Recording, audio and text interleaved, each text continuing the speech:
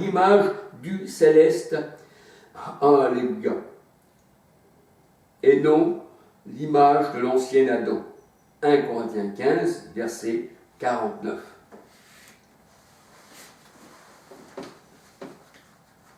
« 2 Corinthiens 3, 16, 17, 18.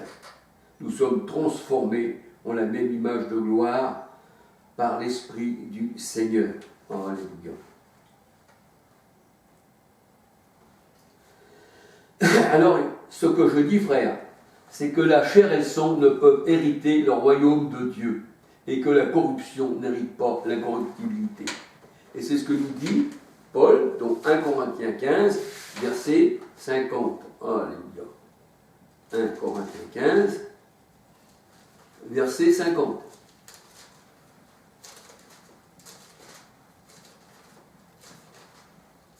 « 1 Corinthiens 15, verset 50.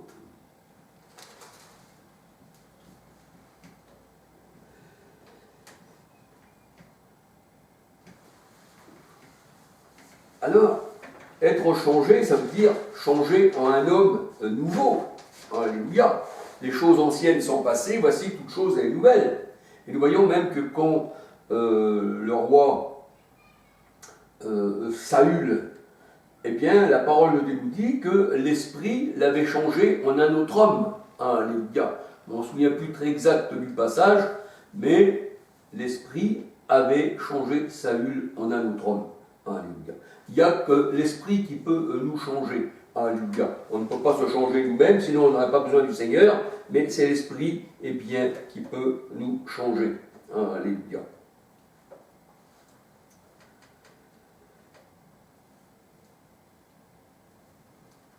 Alors, il est vrai que ceux qui sont nés de femmes, ceux qui sont nés de la chair, mais qui ne sont pas nés de Dieu, ne peuvent pas hériter du royaume des cieux. Alléluia. Jean 1, verset 12-13, 1 Corinthiens 15, verset 50, 51, 52. Jean 1, verset 12-13. Et c'est Christ qui transforme nos corps. Alléluia. Philippiens 3 à 21. Et il ne faut pas oublier que notre corps, eh bien, ça forme aussi les membres du corps du Christ. Alléluia. 1 Corinthiens 12, versets 12 à 24. Et il veut que son épouse soit sans tache ni ride. Éphésiens 5, versets 22 à 32. Et nos corps, eh bien, sont le temple du Saint-Esprit. C'est le temple du Seigneur. Or, le Seigneur, c'est l'Esprit. 1 Corinthiens 6, 13 à 19. Et nous savons qu'il demeure en nous par l'Esprit qui est en nous. 1 Jean 4, 13. Alléluia. Christ est en nous. 2 Corinthiens 13, versets 5, 6. Et s'il n'est pas en nous, la parole de Dieu nous dit, alors, s'il n'est pas en vous, vous êtes des rejetés. Alléluia. Donc, Christ est en nous. Galates 2, 20. Ce n'est pas nous qui vivons, c'est Christ qui vit en nous. Et on peut dire qu'après la résurrection du Seigneur, eh bien, le Seigneur s'est présenté à ses disciples. Acte 1, verset 3, 4. Après sa résurrection, le Seigneur s'avait présenté à ses disciples, s'avait présenté plusieurs fois. Plusieurs fois. Jean 21, verset 14. Le Christ, après sa résurrection, eh bien, il s'est présenté plusieurs fois à ses disciples. Jean 21, verset 14. Après sa résurrection, Christ devait entrer en nous, c'est ce que nous dit la parole de Dieu. Après sa résurrection, Christ devait entrer en nous. Il devait partir et revenir. Et c'est ce qu'il disait aux pharisiens. Et les pharisiens ne comprenaient pas. Il disait aux pharisiens, je m'en vais, mais vous ne me verrez plus. Et où je vais, vous ne pouvez pas venir. Et eux, les pharisiens, ne comprenaient pas. Car je suis avec vous pour un temps. Vous me chercherez, mais vous ne me le trouvez pas. Christ devait partir et revenir. C'est ce qu'il disait aussi à ses disciples. Alléluia. Jean 7, versets 32 à 39. Le Seigneur Jésus-Christ eh bien, répéta les mêmes choses à ses disciples. Jean 13, versets 33 à 37. Mes petits enfants, je suis pour peu de temps avec vous. Vous me cherchez, mais comme j'ai dit aux Juifs, vous ne pouvez venir où je vais. Vous pouvez venir où je vais. Vous ne pouvez venir maintenant. Et Simon-Pierre lui dit, Seigneur, où vas-tu?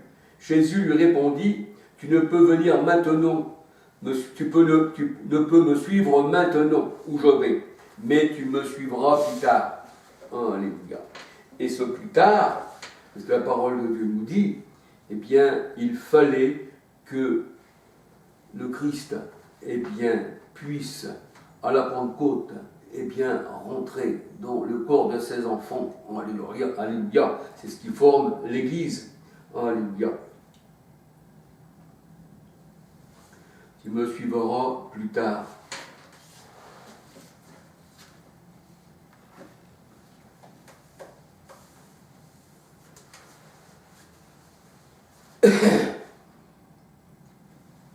Alors, je vais regarder quelques versets de la parole de Dieu encore.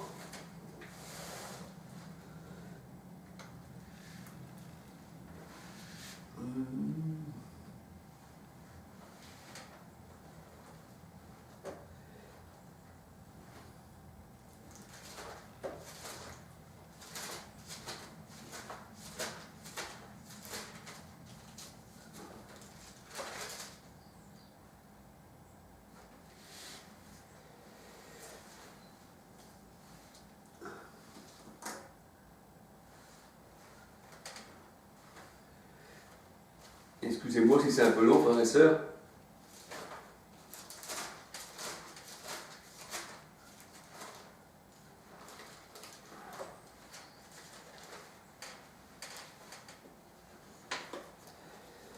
Alors, Jean 15, 36. Jean 15, 36.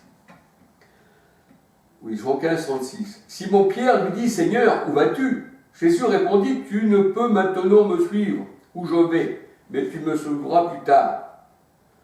Verset 37. Seigneur, lui dit Pierre, pourquoi ne puis-je pas te suivre maintenant? Je donnerai ma vie pour toi. Alléluia. Et là, nous voyons que dans la parole de Dieu, il y a des versets, il y a des chapitres, mais à l'origine, il n'y a pas de versets ni de chapitres. Tout se lisait en suivant. Et là, nous voyons que dans Jean 14, le Seigneur, là, il parle toujours à ses disciples, quand Pierre lui dit, mais Seigneur, pourquoi devrais-je te suivre plus tard, mais pas maintenant? Alors, et puis il devait quitter ses disciples, mais revenir par l'Esprit, c'est ce que dit le Seigneur dans Jean 14. Alors le Seigneur dit à ses disciples, que votre cœur ne se trouble point, croyez en Dieu, croyez aussi en moi. Il y a plusieurs demeures dans la maison de mon Père. Si cela n'était pas, je vous l'aurais dit, je vais vous préparer une place. Et lorsque je me serai allé, et que je vous aurai préparé une place, je reviendrai et je vous prendrai avec moi, afin que là où je suis, vous y soyez aussi. Vous savez où je vais, et vous en savez le chemin. Jean 14, chapitre 14. Thomas lui dit, Seigneur, nous savons où tu vas. Comment pouvons-nous en savoir le chemin? Jésus dit, je suis le chemin, la vérité et la vie. Nul vient au Père que par moi. Alléluia. Le chemin, c'est Christ en fait. C'est l'Esprit, alléluia. Alors, Jean 14, 7. Jean 14, 7. Là, le Seigneur, eh bien, Jean 14, 7. On va prendre Jean 14, 16. Jean 14, 16. Et moi je prierai le Père, et il vous donnera un autre consolateur, afin qu'il demeure éternellement avec vous. Éternellement avec vous. Alors là, le Seigneur, il le dit dans Jean 14, 17. Il dit, le consolateur, l'esprit de vérité que le monde ne peut recevoir, parce qu'il ne le voit point et ne le connaît point. Mais vous, vous le connaissez, car il demeure avec vous, et il sera en vous. Donc l'esprit de vérité, c'était le Christ. Il est la vérité, il est l'esprit. Celui qui n'a pas l'esprit du Christ ne m'appartient pas. il demeure avec vous, 1 Timothée 3,16, c'est-à-dire dans la chair, mais il ne sera plus dans la chair, mais il sera en vous. Jean 14, 17, je ne vous laisserai pas orphelin. 1 Jean 4, 13, on peut regarder, il est en nous par l'esprit. Alors, 1 Jean 4, 17, 18, je ne vous laisserai pas orphelin, je viendrai à vous. Et c'est pour ça que le Seigneur disait encore un peu le temps, vous ne me verrez, un autre temps, vous ne me verrez plus et vous me reverrez. Alléluia. Alors, Jean 14, 19, encore un peu de temps et le monde ne me verra plus. Mais vous me verrez car je vis et vous vivrez. En ce jour-là, vous connaîtrez que je suis en mon Père et que vous êtes en moi. 1 Jean 4, 13. C'est-à-dire, il est en nous par l'Esprit. Et nous sommes en lui. Alléluia.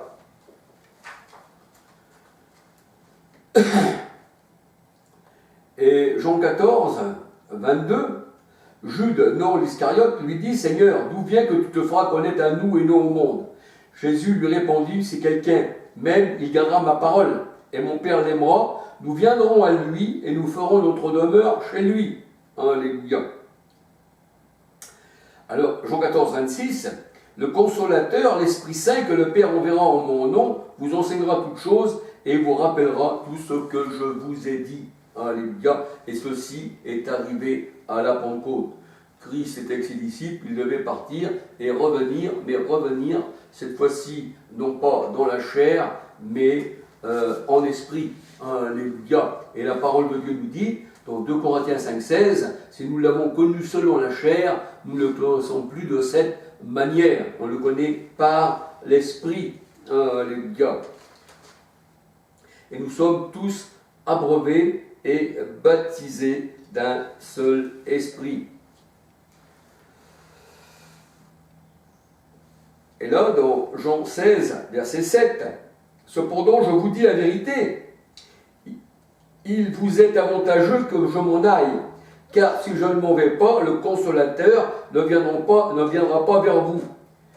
Mais si je m'en vais, je vous l'enverrai, et quand il sera venu, il convaincra le monde en ce qui concerne le péché, la justice et le jugement. En ce qui concerne le péché, parce qu'il ne croit pas en moi, la justice, parce que je m'en vais au Père, et que vous ne me verrez plus. » Ben non, 2 Corinthiens 5, 16, tu ne peux plus voir, mais tu connais en esprit, alléluia. De jugement, parce que le prince de ce monde est jugé. Alléluia. Jean 16, verset 7 à 11. Alors, nous voyons que le Seigneur, il est revenu par l'Esprit. Et dans Jean 16, verset 13, quand le consolateur sera venu, l'Esprit de vérité, il vous conduira dans toute la vérité. Il ne parlera pas de lui-même, mais il dira tout ce qu'il aura entendu et vous annoncera les choses à venir. Il me glorifiera parce qu'il prendra de ce qui est à moi et vous l'annoncera. Tout ce que le Père a est à moi, c'est pourquoi j'ai dit, il prendra de ce qui est à moi et vous l'annoncera. Alors, Jean 16, 16, encore un peu de temps et vous ne me verrez plus, et puis encore un peu de temps et vous me verrez, parce que je vais au Père. Alléluia. Et là-dessus, quelques-uns de ses disciples dirent entre eux, que signifie ce qu'il nous dit, encore un peu de temps, vous ne me verrez plus, encore un peu de temps, et vous me verrez parce que je vais au Père. Il disait donc, que signifie ce qu'il dit, encore un peu de temps, nous savons de quoi il parle. Alléluia. Alors Jésus, sachant qu'il voulait l'interroger, Jean 16, 19, leur dit, vous questionnez les uns les autres sur ce que j'ai dit encore un peu de temps, vous ne me verrez plus, puis encore un peu de temps et vous me verrez. En vérité, je vous le dis, vous pleurerez et vous la montrez, et le monde se réjouira. Vous serez dans la tristesse et votre tristesse se changera en joie. Alléluia. Donc, on peut dire que le Seigneur est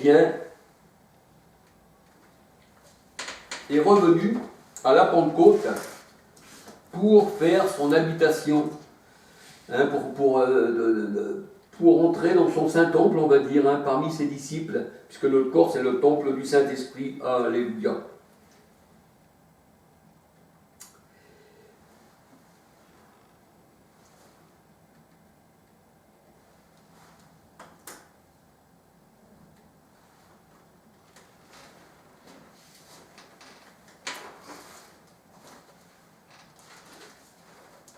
Et le Seigneur avait prié justement pour que ses disciples et ceux qui entendraient la parole soient tous un. Alléluia.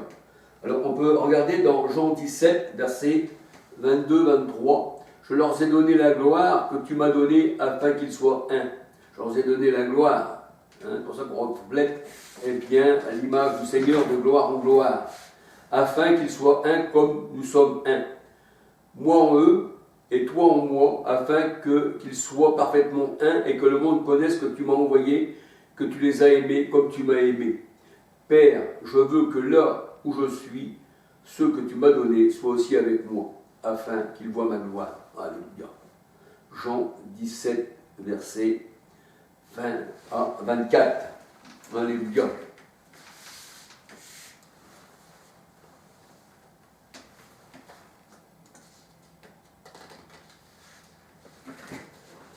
Alors, on peut dire que quand les disciples ont reçu l'Esprit Saint, la Bible elle dit, Pierre se lève, parce qu'on croyait qu'ils étaient remplis de vin doux, dans Acte 2. Et dans Acte 2, versets 16-17, Pierre se lève et il cite Joël. Dans les derniers temps, dit Dieu, je répondrai de mon esprit sur toute chair. Dans les derniers temps, dit Dieu, je répondrai de mon esprit sur toute chair. Donc on peut dire qu'au temps des apôtres, nous étions dans les derniers temps. Alléluia. Et j'ai fait une petite, on va dire, une recherche sur les derniers temps, et j'espère bien vous donner tous les versets des derniers temps. Alléluia. Et les derniers temps, c'était au temps des disciples. Alléluia. C'était les derniers temps d'Israël, c'était les derniers temps de l'homme ancien, mais c'était aussi le temps de l'homme nouveau. C'était les derniers temps de la loi, de la loi cérémonielle, de tout ça, mais c'était aussi le temps de l'homme nouveau. Alléluia. C'est pour ça que le Seigneur disait, je fais toutes choses nouvelles. Alors, et pour ça que les disciples disaient au Seigneur, eh bien, est-ce dans ces derniers temps-là, quand tu vas répandre ton esprit, que tu vas établir le royaume? Acte 1, verset 1 à 26. Est-ce en ce temps-là que tu vas rétablir ton royaume? Alléluia. Alors on peut dire que oui. Pourquoi? Parce que dans la parole de Dieu, nous voyons que le Seigneur eh bien, établit son royaume. Et son royaume, eh bien, il est au milieu de nous. Dans Luc 17, 20, 21, le royaume de Dieu ne vient pas de manière à frapper les regards, mais le royaume de Dieu est en vous. Alléluia. Le royaume de Dieu est en vous. Et ceci, eh bien, quand l'Esprit a été donné, c'était la fin des temps. Alléluia. Acte 2, versets 1 à 21. En ce temps-là, je reprendrai de mon esprit sur mes serviteurs et mes servantes.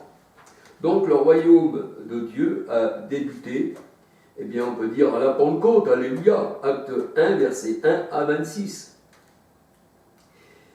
Et la parole de Dieu dit que les disciples ne devaient pas mourir sans voir le royaume de Dieu. Ils ne devaient pas mourir, il fallait qu'ils voient. Marc 9, verset 1.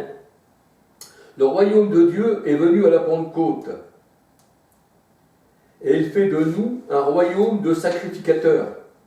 1 Pierre 2,9. Apocalypse 1, verset 6.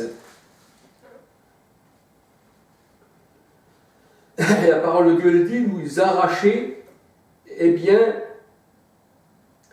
des autorités des ténèbres. Il nous a arrachés. Les autorités des ténèbres nous avaient saisis, mais le Seigneur nous a arraché les autorités des ténèbres. Alléluia. Et il nous a fait entrer dans le royaume de son Fils. Colossiens 1, verset 13. Il nous a fait rentrer dans le royaume de son Fils. car le royaume d'en bas n'est pas le royaume du Seigneur. Alléluia. La parole de Dieu, elle dit, nous sommes d'en haut, eux ils sont d'en bas. Jean 18, verset 36. Et en haut, c'est la nouvelle Jérusalem, c'est le ciel nouveau. Alléluia. Jean 18, 36. Et on peut dire que le royaume des cieux ne se trouve pas dans ce monde. Alléluia. Ce n'est pas un royaume terrestre. Et ce n'est pas non plus la Jérusalem qui tue les prophètes. Matthieu 23, 37, là où Christ a été crucifié. Apocalypse 11, 8, qui est nommé spirituellement Sodome et Gomorrhe. Galates 21 à 31, qui sont des faux juifs. 1 Corinthiens 10, 18. Et nous savons que le chandelier à 7 branches, c'est un symbole des chrétiens, des véritables chrétiens. On voit dans Apocalypse 1 que le Seigneur il est parmi les 7 chandeliers qui représentent son Église, alléluia. Et on peut dire que dans Romains 2, versets 27, 28, 29, le vrai juif, c'est celui qui est circoncis du cœur. Colossiens 2, 11, par la main du Christ. Romains 2, versets 26, 27, 28, alléluia. C'est ça le vrai juif. Et la Ménorah, eh bien, ça représente les 7 églises. Et nous sommes les juifs. C'est pour ça que la parole de Dieu nous dit, dans Galates 6, 16, nous sommes l'Israël de Dieu. Alléluia. Alors, le royaume des cieux ne se trouve pas sur terre. Et pour entrer dans le royaume des cieux, il faut naître de l'esprit. Jean 3, versets 3 à 8.